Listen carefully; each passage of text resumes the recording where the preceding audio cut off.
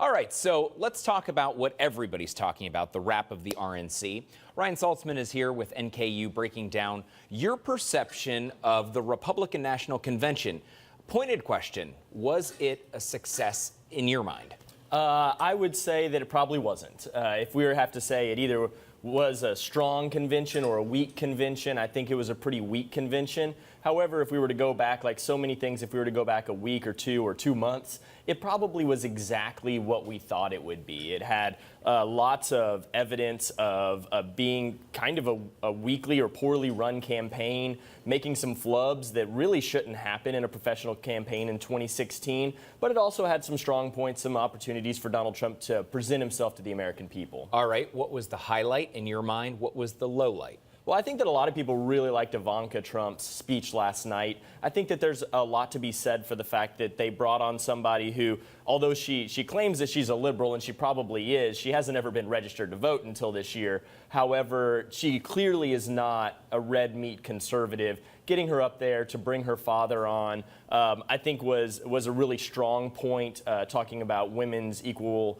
pay. And really the Trump family in general was, except for Melania's speech on Monday, was a really strong point. A lot of people had really strong opinions of the Trump family. In general, though, the attendance, the lack of energy, I think has to be disconcerting for the Republican Party moving forward. And money.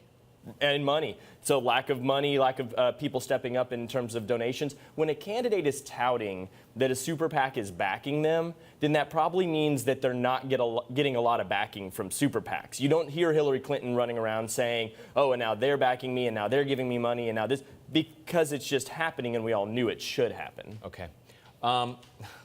Ted Cruz? Wow.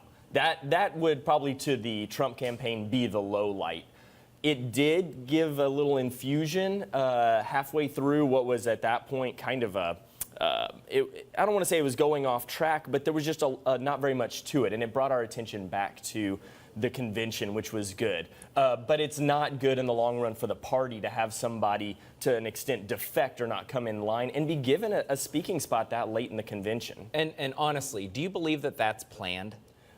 You know what I mean? Do you think there's a method to the madness of doing that to bring that full circle back? Or do you think it was legitimately kind of a swipe? I think it was a flub. I mean, it was a swipe on Cruz's part. I think it was purposeful on Cruz's part. I think it was a huge mistake by the Trump campaign. For instance, when you go to Philadelphia for the Democratic National Convention, you're going to have Bernie Sanders speaking on Monday.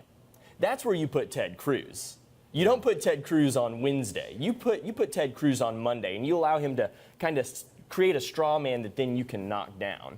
And unfortunately, they did that later, and I think that this is indicative of what is generally being accepted as a poorly run campaign. Well, lastly, unity. I mean, as far as the Republican Party goes, how do they go forward taking on Hillary Clinton, who seems to have the support now of Bernie, as you were saying? Well, Hillary Clinton, no doubt, is the tie that binds for the Republican Party. I read a stat, it may not have been this later in the week, but that Hillary Clinton's name was said 2-to-1 to Donald Trump's name, and that's usually not a good sign. However, they are able to coalesce around Hillary. If Republicans dislike anybody more than President Obama, it's Hillary Clinton. So she will bring many of them together moving forward. However, did this convention do anything to unify?